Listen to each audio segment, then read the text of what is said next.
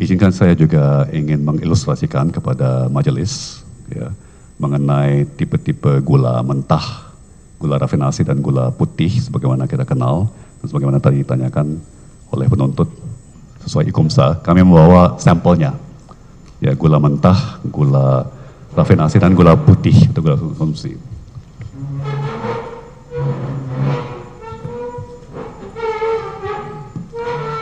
Mungkin penuntut juga bisa hadir untuk kami perlihatkan sebagai barang bukti.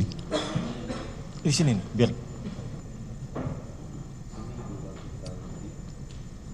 Ini gula putih. Ini rafinasi.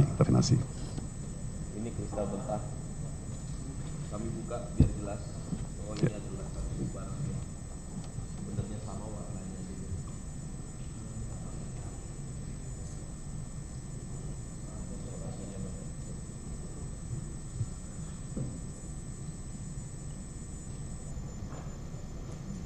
Baik, yang ingin disampaikan oleh terdakwa.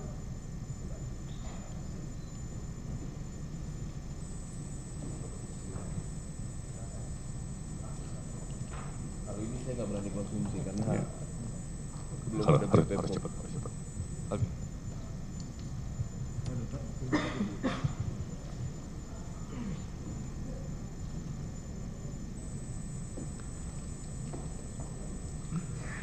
Jadi ini yang kita kenal sebagai gula kristal putih, ya, GKP, ya, yang IKUMSA-nya lebih tinggi daripada gula rafinasi, berarti lebih kotor, ya, kemudian, ya. Ini yang kita kenal sebagai gula rafinasi, ya, sangat putih, ya. Ini IKUMSA-nya lebih rendah daripada gula konsumsi, dikata. Ini adalah gula mentah, ya. Saya hanya mau mengilustrasikan, ini adalah gula rafinasi, gula putih, yang di persidangan sebelumnya pernah disampaikan oleh penuntut bahaya untuk dikonsumsi oleh masyarakat. Ya, sekarang saya mau ilustrasikan.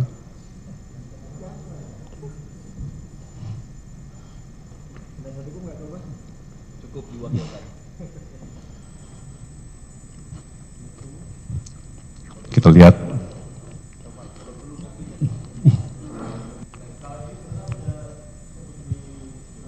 Kalau gula mentah, kami rekomendasi untuk tidak dikonsumsi, karena itu bahan baku industri yang belum dimurnikan. Betul. Terima kasih.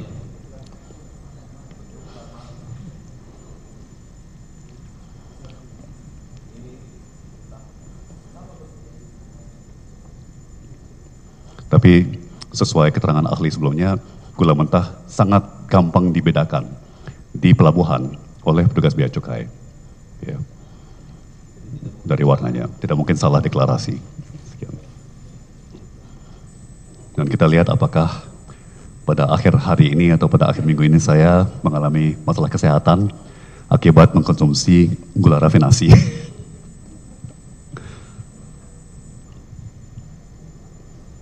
Saya kembalikan kepada.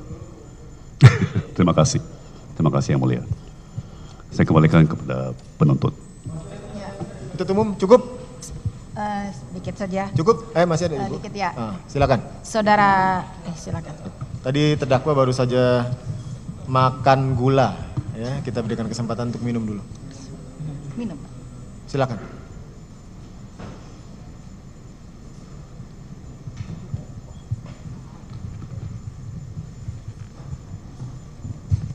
Ya, terima kasih saudara terdakwa ya. Tadi saudara sudah mencoba gula rafinasi. Sekarang saudara dari Permendak nomor 117, saudara yang tanda tangani ya.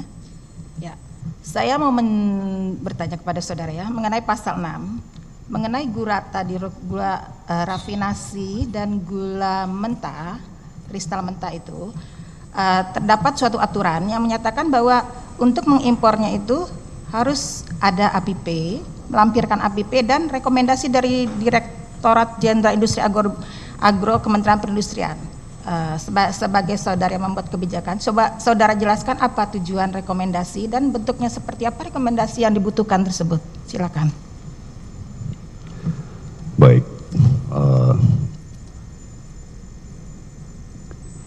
rekomendasi dari Kementerian Perindustrian, ya, tentunya dimaksudkan untuk menjaga kepentingan sektor perindustrian. Ya.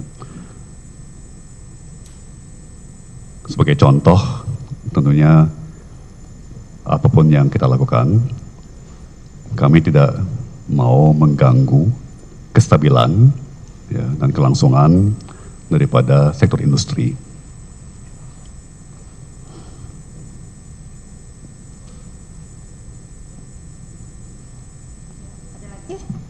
Itu saja untuk kestabilan teknik industri. Nah, di sisi lain, apakah saudara mengetahui bahwa untuk kestabilan tersebut dibutuhkan jumlah mengenai impor yang akan dibutuhkan dalam industri itu? Ditentukan di mana, saudara saksi? Terdakwa? Sejauh yang saya ketahui, semua pelaku industri gula, ya, terutama yang swasta, itu melaporkan secara berkala kepada Kementerian Perindustrian mengenai dan secara komprehensif, kepada Kementerian Perindustrian secara komprehensif mengenai keseluruhan realisasi impor bahan baku, keseluruhan realisasi produksi, dan keseluruhan realisasi distribusi, ya, yang dilaksanakan oleh pelaku industri gula masing-masing. Ya. Sehingga Kementerian Perindustrian sepenuhnya terinformasi mengenai semua kegiatan industri gula, terutama dalam hal ini industri gula swasta, ya. Termasuk mengenai jumlah-jumlah gula mentah yang diimpor oleh pelaku industri gula swasta yang bertujuan penugasan, ya, yang dilakukan dalam rangka penugasan, yaitu bertujuan untuk diolah menjadi gula putih, kemudian akan dijual kepada penerima penugasan, ya, apakah itu PT PPI atau Inkopkar dan Inkopol. Ya, Kementerian Perindustrian sepenuhnya mengetahui. Ya. Dari keterangan saksi dalam persidangan ini, kita juga ketahui bahwa para industri sudah berkonsultasi dengan Kementerian Perindustrian, ya, dan memastikan bahwa kapasitas yang akan mereka gunakan untuk mengolah gula mentah menjadi gula putih guna kepentingan intervensi pasar, operasi pasar, ya, dengan tujuan menstabilkan harga dan membentuk stok gula nasional, itu tidak akan mengganggu, ya, langganan mereka, tidak akan mengganggu nasabah mereka, yaitu industri makanan dan minuman. Ya. Ya. Jadi tanpa adanya rekomendasi, jadi dengan cara berkonsultasi dengan pihak Kementerian Perindustrian, itu bisa disetujui oleh Perindak terhadap izin impor yang diajukan? Pertama, di berbagai rakortas yang dihadiri baik oleh saya maupun kawan baik saya, Menteri Perindustrian pada saat itu, Bapak Menteri Perindustrian maupun jajarannya tidak pernah mengeluh, ya, atau memprotes mengenai kegiatan yang terjadi, ya, yaitu importasi gula akibat penugasan oleh Menteri Perdagangan pendahulu saya beserta Menteri BUMN dan oleh saya dan Menteri BUMN, ya. Tidak sekalipun Bapak Menteri Perindustrian maupun jajarannya menyuarakan keluhan protes, ya, kepada saya baik di rakortas maupun di kesempatan lain, maupun melalui surat misalnya. Enggak, ya. maksud saya gini, apakah memang ini kan yang mengeluarkan itu Perindak, apakah bisa tanpa adanya rekomendasi itu bisa diajukan persetujuan impor? Karena rekomendasi berisi volume, jenis, ya, negara asal itu, maksud saya seperti itu. Kita ketahui bahwa bawahan saya, Bapak Dirjen Perdagangan Luar Negeri, almarhum Karyanto Suprih, mengambil sebuah keputusan eksekutif, ya, untuk mengganti syarat tersebut dengan kopi dari perjanjian kerjasama yang dilakukan oleh importir dengan entitas penerima penugasan, ya. Dan itu sebuah executive decision yang dalam batas wewenang beliau, yang saya sangat mensyukurinya. Ya. Saya sangat setuju dengan ahli yang mengatakan bahwa negara kita lebih perlu lebih banyak orang seperti beliau yang berani mengambil keputusan, ya, yang tidak merugikan siapapun dan justru membuat pelaksanaan kebijakan yang sudah disepakati di tingkat menteri bisa berjalan dan tujuan kebijakan yang merupakan pelaksanaan perintah dan arahan presiden bisa tercapai. Ya, jadi jawabannya adalah jelas ada izin import yang diterbitkan di mana syarat rekom dari Kementerian Perindustrian diganti oleh bawahan saya. Saya tidak mengetahui karena bukan ranah saya, bukan tanggung jawab saya sebagai policy maker atau pembuat kebijakan di tingkat makro. Itu sepenuhnya tugas, wewenang dan tanggung jawab pejabat dan petugas struktural Kementerian Perdagangan. Tapi sebagai policy maker, sebagai atasan, saya tidak hanya membenarkan, tapi sangat mensyukuri keberanian Bapak Dirjen almarhum Karyanto Suprih untuk mengambil keputusan tersebut, ya, secara tepat waktu, sehingga pertama gejolak harga gula dan mungkin juga gejolak harga pangan lainnya tidak lebih parah lagi daripada yang sudah terjadi. Dan kedua, setelah melalui kerjasama semua menteri terkait, harga-harga pangan dapat distabilkan. Beberapa harga pangan dan paling terlihat di harga gula bahkan bisa turun di semester kedua tahun 2016. Ya, jadi pada intinya itu dari 21 PI itu terinformasi kepada saudara memang tidak ada rekomendasi dari Dirjen Perindustrian seperti itu. Saat itu tidak. Tidak. Saat itu saya tidak terinformasi. Tidak. Ya, karena itu Sudah dijelaskan? jauh Ya. terlalu mikro, ya, jauh terlalu administratif untuk setingkat menteri. Ya. Terima kasih majelis. Cukup ya? Cukup. Baik, selanjutnya silakan dari penasihat hukum terdakwa kalau ada yang mau ditanyakan. Untuk tidak mengulangi yang sudah ditanyakan, silakan. Mohon ditampilkan skema kebutuhan gula ya, sama matrik importasi gula mentah.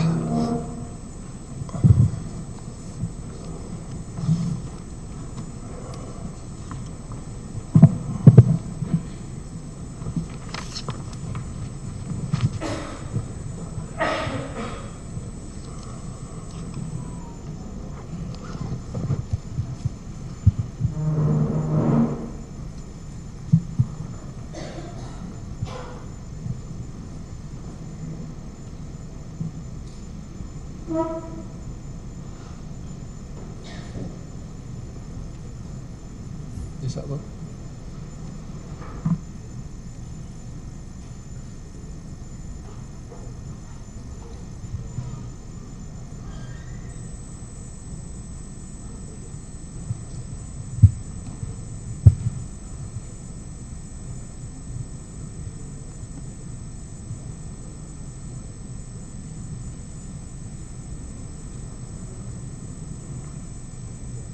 Baik, sebelum ditampilkan di layar mungkin ada yang mau ditanyakan lebih dahulu.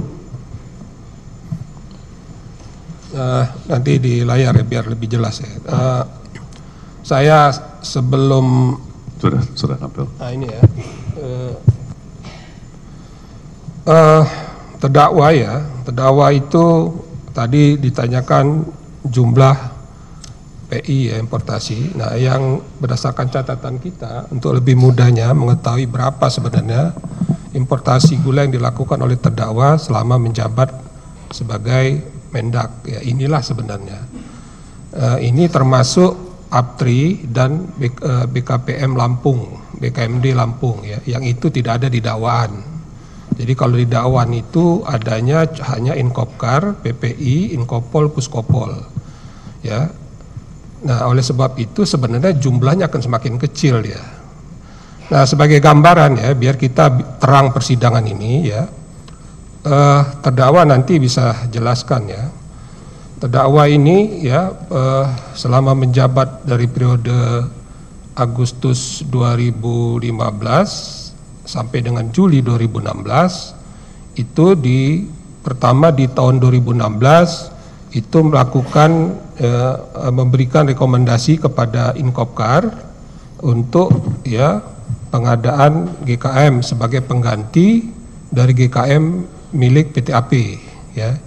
Itu datanya yang ada sini, ada di lembar berikutnya ya. Nah, kemudian selama 2016 ya terdakwa itu memberikan rekomendasi kepada PT PPI ya, kemudian Induk Koperasi Polisi Inkopkar, Inkopol, Inkopkar, lalu Badan Penanaman Modal Pelayanan Perizinan Terpadu Daerah Provinsi Lampung, lalu DPD APTRI Asosiasi Petani Tebu Rakyat Indonesia Provinsi Jateng dan Lampung, lalu Perumbulok, dan terakhir adalah Satuan Koperasi Kesejahteraan Prajurit TNI Polri beserta kuasanya. Nah, di matrik di skema itu urutan per bulan ya. Jadi kalau dibaca di situ PPI itu ya diberikan 200.000 sesuai dengan surat-surat tentunya ya.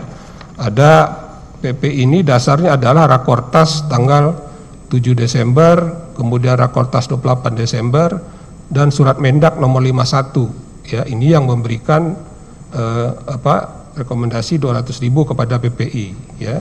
Nah, kemudian di Februari itu ada APTRI sebenarnya, ini nggak ada di dakwaan. Itu sebesar 50.000 ya, ini urutan sesuai bulan nih. Kemudian juga di Maret itu ada Inkopkar ya, dia berikan lagi kepada PTAP ya 105.000 ya. Kemudian lagi di April Inkopkar 157.500 ke PTAP. Lalu ada juga di bulan yang sama PT APTRI sebesar 15.200. Kemudian Mei Inkopol 200.000 ton dan Puskopol 20.000 ton, BKMD Lampung 108.000 ton. Nah, terakhir di Juni ya PPI KTM ya, itu PPI ke KKTM 100.000 ton dan Bulog ya sebesar 100.000 ton. Nah, kalau nggak salah Bulog ini langsung GKP ya, tidak PKKM. Nah, dengan demikian ya, kalau dihitung dari jumlah PI 21, maka importasi yang dilakukan oleh si PGR melalui rekomendasi ini adalah sebesar 1,1 juta sekian ton ya. Itu bentuknya GKM. Kalau di rendemen maka kisaran Pak Tom yang terdakwa ini adalah GKP-nya adalah 977.000 sekian ton. Itulah GKP yang ada hasil dari importasi GKM dilakukan 8 PGR dan KTM.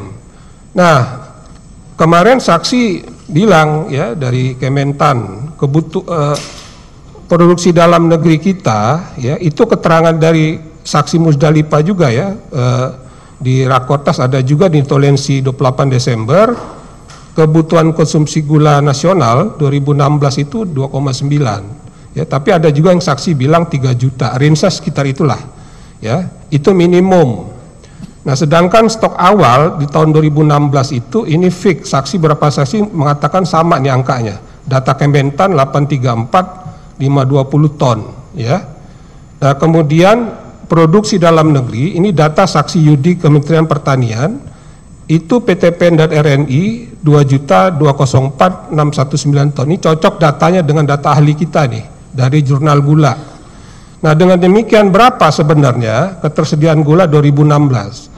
Jadi kalau dijumlahkan ya, apa yang dilakukan importasi hasil GKP importasi dilakukan terdakwa 977.000 sekian ditambah stok awal 2016 834.520, kemudian ditambah produksi dalam negeri 2,2 sekian juta ya. Itu totalnya berkisar 4,016 benar ya? 4,016 juta sekian ya. Jadi ada kelebihan 1 jutaan dari kebutuhan konsumsi nasional. Nah, itulah sebenarnya yang menjadi stok cadangan untuk tahun berikutnya, ya. Nah, ini penjelasan singkat dari kami untuk kemudian saya tanyakan ke terdakwa, ya.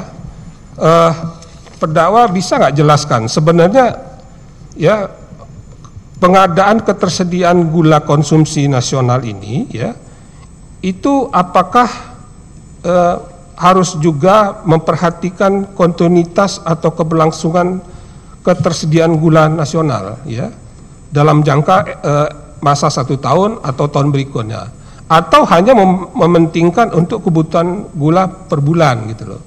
Karena kita tahu gula ini, ya, sekali dia tidak kita persiapkan dari awal, ya, kalau dia defisit tentu harus impor. Nah, itu kalau nggak disiapkan dari awal tentu pada bulan berikutnya dia akan hilang di pasar, ya. Nah, pertanyaannya apakah soal kontinuitas atau keberlangsungan ini penting, ya, menjaga ketersediaan gula dalam kira-kira 1 tahun atau tahun berikutnya, ya. Itu dijawab pertama. Kedua, bagaimana yang terdakwa ketahui, ya, untuk pengadaan gula di Januari sampai Desember ini dengan memperhatikan ketersediaan atau produksi dalam negeri pada saat itu. Nah, mohon terdakwa jelaskan. Baik, terima kasih. Izin ralat sedikit. Tadi Bapak penasihat hukum mengatakan saya memberikan rekomendasi kepada PT PPI. Tentunya yang saya berikan sebenarnya adalah penugasan, ya, penugasan dan arahan teknis.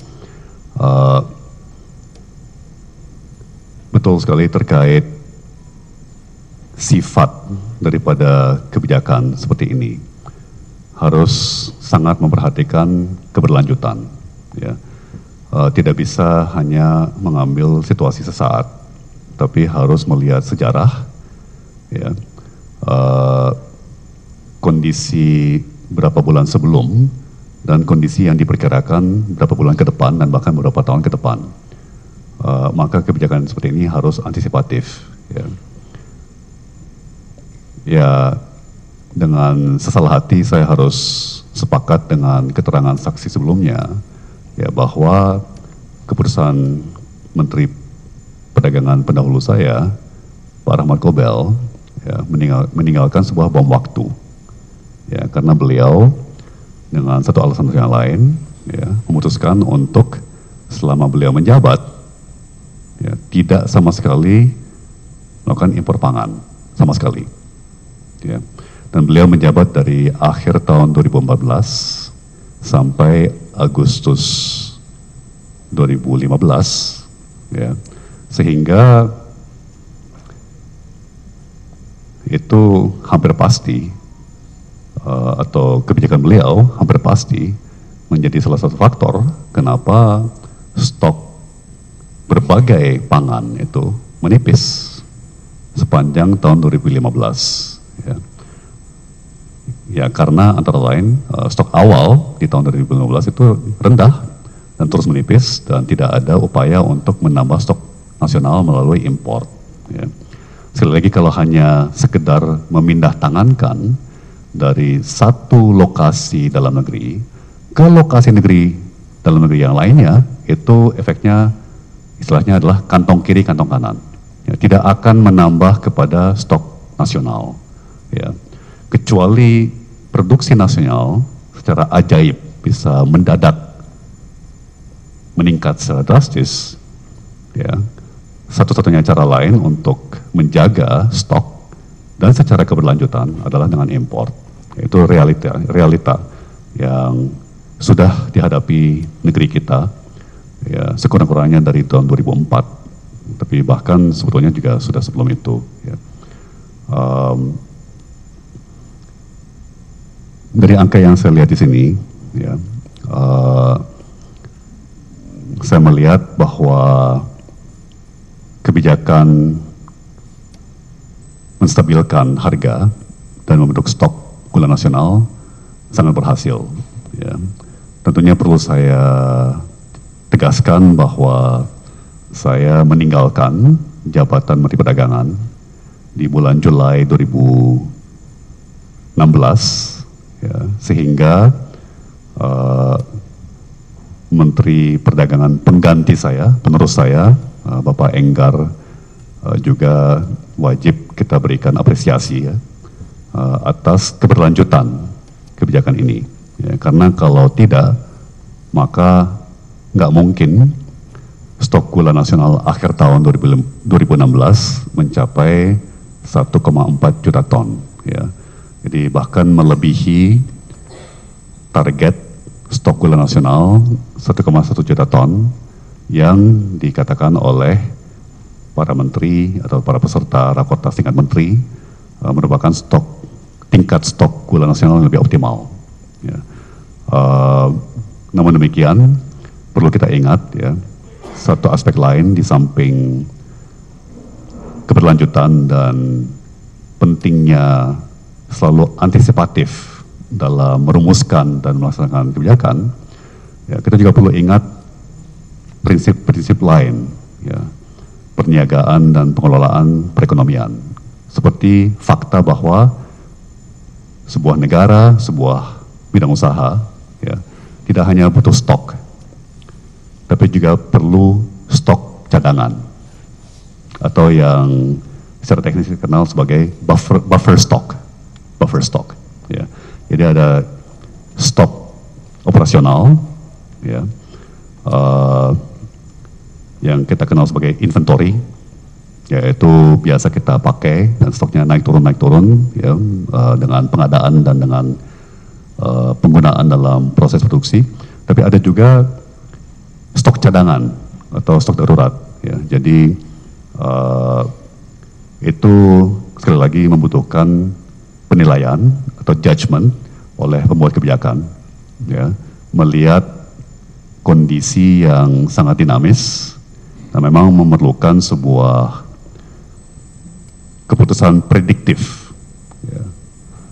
Pembuat kebijakan tidak punya pilihan kecuali memprediksi, ya, dan prediksi itu bisa akurat, bisa tidak akurat, ya, tapi asal dilakukan secara transparan, secara konsultatif, ya, antara semua menteri terkait, ya, juga jajarannya, ya, sesuai keahlian dan tugas tanggung jawab wewenang masing-masing, ya, maka kita secara antisipatif memproyeksikan perkiraan produksi dalam negeri dan perkiraan konsumsi dalam negeri dan merumuskan kebijakan kita sesuai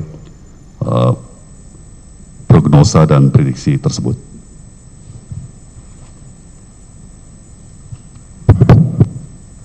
Saya lanjutkan ya. Di skema itu terdapat juga harga ya dari Januari sampai Desember. Ini data Kementan nih, saksi Kementan ya. Itu dimulai di angka 13.356 ya. Nah, harga itu terus naik meskipun hanya berapa rupiah, ratus rupiah ya. Yang kemudian puncaknya di bulan Juni itu 15.400 sekian tuh. Nah, terus harga itu tetap bertahan 15.000 ya, sampai di November menjadi 14.900 sekian. Nah, sesuai dengan keterangan ahli kita ya, di data statistik yang disampaikan di Apidapid, 2017 di Januari itu ya harga mencapai 13.000 sekian, jadi turun dia. Ya. Nah, pertanyaan dari kami kepada terdakwa ya, apakah ya yang akan terjadi atau akibat apa yang timbul kalau seandainya di masa 2016 itu kita kekurangan impor atau defisitnya nggak coba kita tutup ya, atau sama sekali ketiadaan gula. Nah, terdakwa sebagai Mendak bisa nggak menjelaskan apa yang akan terjadi di masyarakat Indonesia? Sangat-sangat jelas, karena ini sekali lagi diakari pada yang tadi kami istilahkan sebagai hukum pasar. Ya, hukum pasar. Kita bayangkan apa yang terjadi kalau sebuah warung, atau sebuah restoran kehabisan inventory, kehabisan stok bahan baku. Ya, bahan baku itu mencapai 0, ya, dia stop beroperasi. Ya, dengan demikian juga, secara sederhana, kalau kita melakukan sebuah pembiaran, ya, di mana tidak ada produksi gula dalam negeri selama Januari, Februari, Maret, April. Kemudian kita hanya mengandalkan stok gula yang ada, 140.000. Ya, sebagaimana sangat jelas diterangkan dalam risalah Rakortas, maka pada bulan April 2016 stok gula nasional mencapai 0 dan bahkan mencapai minus. Banyak restoran, warung, industri horeca akan sangat terganggu dan bahkan stop produksi. Ya, bayangkan sebuah UKM yang membuat es krim, bagaimana dia bisa beroperasi kalau tidak ada gula, ya kan? Bagaimana dengan UKM yang membuat kue basah? Ya, dia beli gula pasir, gula putih sesuai definisi peraturan Indonesia, Permendak, dan kalau stoknya tidak ada, tentunya dia stop operasi. Ya, tentunya itu akan mengakibatkan persis gejolak, keresahan yang ingin dihindari oleh Bapak Presiden dengan perintah dan arahannya. Baik, kemudian ya kita flashback tadi sempat disebut soal arahan dari Presiden waktu itu Pak Jokowi ya. Nah, waktu terdakwa ya ditunjuk untuk menggantikan saudara saksi Rahmat Gobel ya, itu bisa nggak terdakwa jelaskan ya kondisi situasi pada saat itu? Tadi juga dijelaskan soal kenapa ada perubahan dari Kemenperindak 527 ke Permendak 107 atas dasar alasan deregulasi ya. Nah, apakah itu alasan dasar deregulasi? Nah, itu apakah ada kaitannya dengan kebijakan pemerintah yang dikenal dengan easy doing business? Nah, itu bisa terdakwa jelaskan pada saat itu ya. Memang kalau kita ingat, ya, dan ini tentunya adalah data publik. Awal-awal pemerintahan Presiden Jokowi lumayan kacau balau. Ya. Transisi dari pemerintahan Pak SBY ke pemerintahan Pak Jokowi boleh dibilang tidak lancar. Ya. Dan kabinet pertama yang diseleksi oleh Bapak Presiden mungkin tidak sanggup mengatasi berbagai masalah yang dihadapi, ya. Sehingga Presiden memutuskan untuk melakukan reshuffle kabinet, ya. Di mana ada 5 atau 6 menteri ya yang diganti, termasuk Menko Perekonomian, Menko Polhukam, Menteri Perdagangan, Menteri Sekretaris Kabinet, dan lain-lainnya.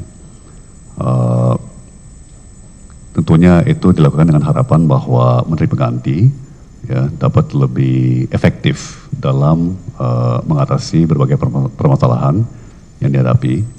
Ya, yang relevansinya pada persidangan ini tentunya adalah di sektor pangan. Ya. Tapi juga soal Menteri Perdagangan, aspek-aspek lain seperti misalnya perjanjian perdagangan internasional. Ya. Saya sangat menghargai dan sangat menghormati Bapak Rahmat Gobel. Saya mencukuri beliau sekarang di pemerintahan bagian legislatif, ya, karena itu di situ beliau menampilkan kinerja yang sangat baik setahu saya. Ya. Tapi memang Presiden waktu itu menilai tentunya saya dengan latar belakang yang lebih internasional akan dapat lebih efektif menggarap perjanjian perdagangan internasional. Ya. Yang saya lakukan adalah mengaktifasi kembali ya, beberapa perjanjian perdagangan internasional, yaitu dengan Australia, dengan Uni Eropa, ya, yang sebelumnya mandek ya, karena satu alasan atau yang lain. Ya. Kemudian saya melobi Brussels, Komisi Uni Eropa, lembaga eksekutif Blok Uni Eropa, dan saya juga bekerja sama dengan Menteri Perdagangan dari Australia untuk mengaktifkan kembali, untuk mereka berkenan untuk mengaktifkan kembali negosiasi perjanjian perdagangan yang sempat mereka batalkan karena mereka merasa tidak ada keseriusan atau kesanggupan dari pihak Indonesia. Ya.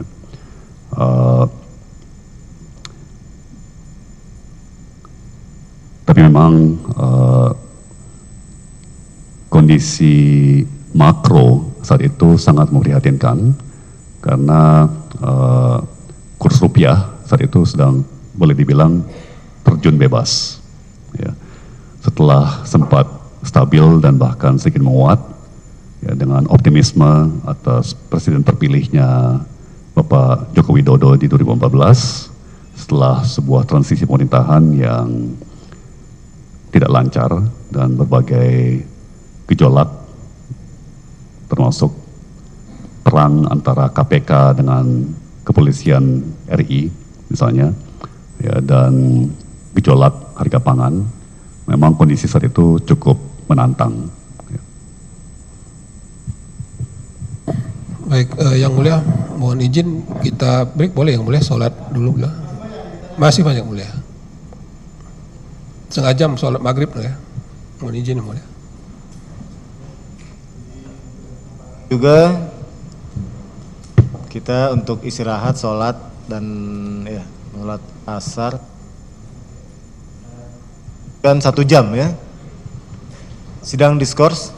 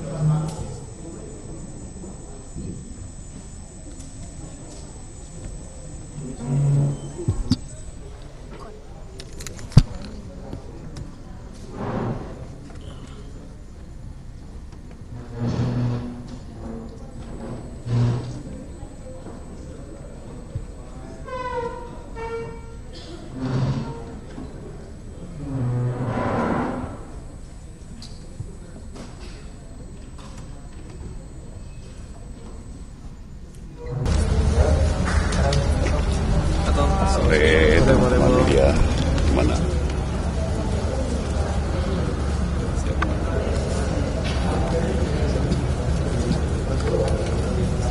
Cek.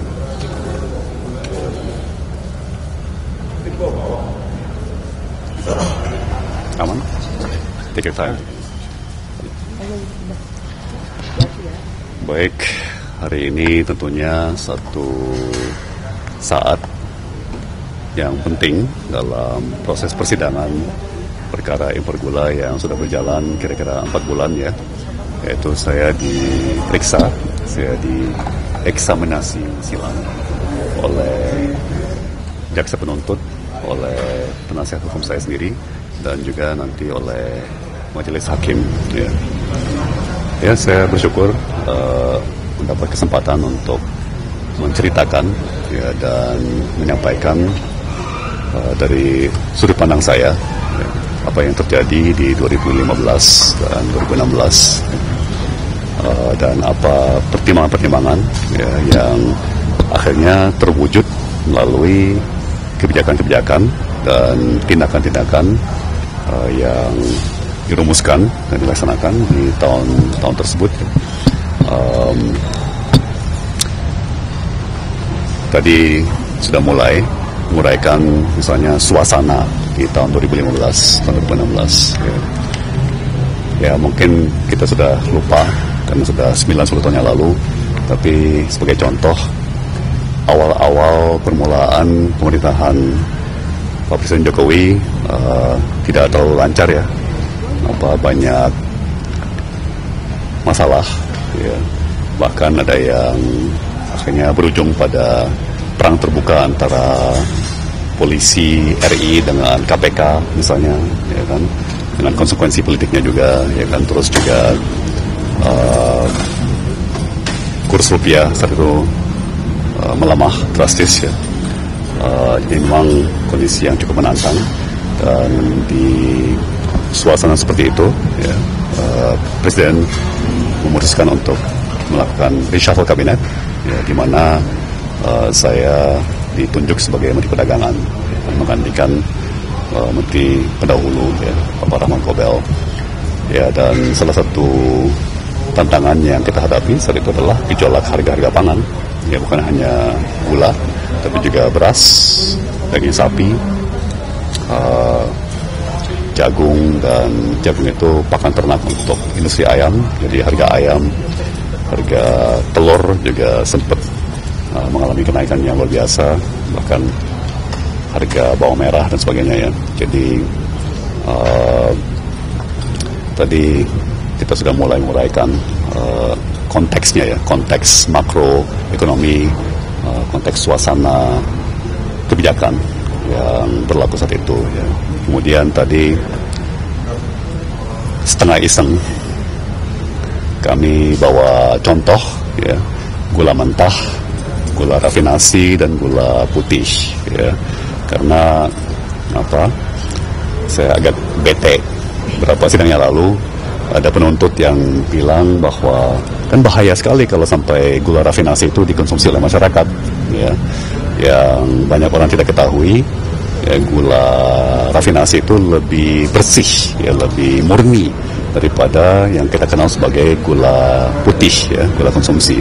Jadi tadi kita akan bawa sampelnya, kita perlihatkan kepada hakim ya, kepada jaksa ya, kemudian saya ambil 1 sendok gula rafinasi dan saya mengkonsumsinya sendiri ya kan. Jadi mari kita lihat bersama, kita pantau apakah pada akhir hari ini atau pada akhir minggu ini saya mengalami gangguan kesehatan akibat mengkonsumsi gula rafinasi yang oleh seorang penuntut di beberapa sidang yang lalu sempat dibilang bahaya sekali kalau sampai dikonsumsi oleh masyarakat ya. Jadi sekaligus mengkoreksi mispersepsi atau apa ya, ketidakakuratan pernyataan-pernyataan dalam persidangan. Ada pertanyaan atau ya? Penegasan soal Anda kan sempat bilang Pak Presiden Jokowi juga mengusulkan atau menginstruksikan atau memerintahkan menjaga menstabilkan stok pangan dalam hal ini juga stok gula nasional. Bisa Anda jelaskan penafsiran Anda sehingga Anda melakukan impor pada tahun 2015 itu? Ya. Jadi memang sebelum saya ditunjuk sebagai Menteri Perdagangan ya, boleh dibilang impor bahan pangan itu sangat minim ya, mulai dari awal-awal pemerintahan Presiden Jokowi sampai saya menjabat itu impor pangan sangat minim, dengan konsekuensi bahwa stok semua bahan pangan menipis ya, yang kemudian ya sesuai hukum pasar berujung pada harga-harga bahan pangan semuanya naik drastis ya. Ya dalam jangka pendek satu-satunya cara untuk mengatasi menipisnya stok bahan pangan adalah dengan mengimpor ya. Jadi tadi juga sempat kami jelaskan ya, kalau sekedar mencoba membeli dari produsen dalam negeri itu efeknya kantong kiri kantong kanan ya, itu hanya memindahkan stok dari satu tempat dalam negeri ke tempat dalam negeri yang lain ya, tapi tidak menambah kepada stok nasional ya. Bayangin kalau saya mau nambah jumlah uang di kantong ibu atau bapak ya kan, kalau cuma pindahin 1.000 perak dari kantong kiri ke kantong kanan, apakah uang ibu atau bapak nambah? Nah kan, bisa harus memberi gitu ya, harus dari sumber ketiga, pihak ketiga dari luar, harus ada stok masuk untuk stok nasional bertambah gitu ya. Jadi itu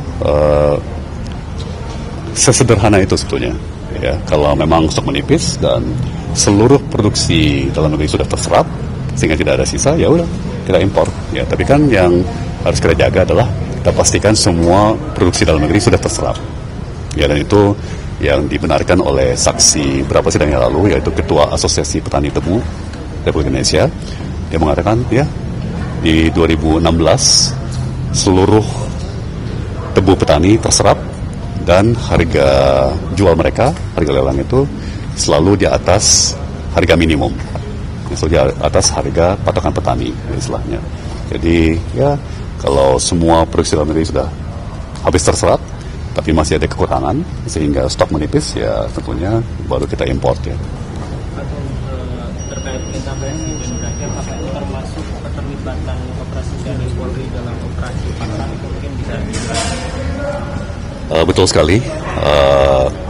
Saya saat menjabat Menteri Perdagangan menerima beberapa pengajuan oleh Induk Operasi Angkatan Darat, oleh Induk Operasi TNI Polri, ya kan, boleh dibilang proposal dari mereka agar mereka juga ikut dilibatkan dalam upaya pemerintah menstabilkan harga pangan, menambah stok pangan nasional, termasuk stok gula, harga gula, dan surat-surat tersebut kami jawab ya dengan tembusan kepada Kepala Staf Angkatan Darat, ya kan, kepada Kapolri, ya, dan juga korespondensinya ditembuskan ke menteri-menteri lain, ya, dan dari saksi-saksi induk-induk koperasi tersebut, ya, Koperasi Angkatan Darat, Koperasi TNI Polri, di sidang sebelumnya, ya, mereka mengatakan dapat perintah langsung dari Presiden, ya, dari Presiden ke Panglima TNI, dari Presiden kepada Kapolri, baik secara lisan ya, maupun dengan cara lain. Dan jelas para pengelola koperasi tersebut menjalankan perintah dari atasan mereka, ya, Kepala Staf Angkatan Darat dan Kapolri. Atau sedikit artinya penegasan saja, apakah secara eksplisit pada saat itu Presiden Jokowi memerintahkan untuk mengimpor atau hanya mengatakan untuk menjaga kestabilan stok pangan? Tentunya peran Presiden adalah untuk menerjemahkan, ya, aspirasi masyarakat, ya, dan hasil proses politik, ya, menjadi kebijakan. Ya. Jadi arahan dan perintah beliau adalah untuk segera menstabilkan harga, ya, yang tentunya sekali lagi sesuai hukum pasar hanya bisa dicapai melalui pembentukan stok, ya. Stok yang mencukupi dan kalau bisa melimpah, ya. Kalau stok melimpah nggak mungkin harga naik, kan. Dan syukur beliau menerjemahkan perintah beliau juga ke sebuah peraturan presiden, ya, yaitu Perpres 71 tahun 2015, di mana jelas-jelas dikatakan bila mana ada perkembangan harga sebuah bahan pokok yang dapat mengganggu perdagangan dalam negeri, perdagangan Indonesia atau perekonomian, maka Menteri Perdagangan, ya, agar segera menindak perkembangan harga tersebut, termasuk melalui impor, ya. Dan Perpres nomor 71 tahun 2015 itu, ya, juga mengatakan bahwa Menteri Perdagangan dapat menugaskan BUMN, ya, dapat menugaskan BUMN, ya, tidak wajib menugaskan BUMN, berarti bisa BUMN, bisa yang lain, ya, seperti koperasi, asosiasi petani dan sebagainya, ya.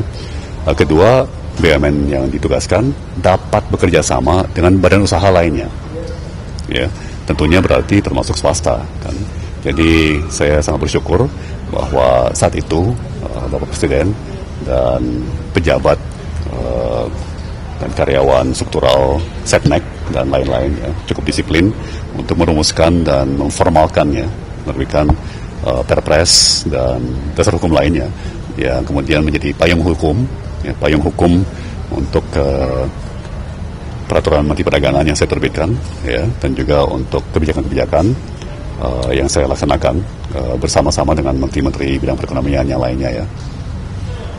Terima kasih semuanya.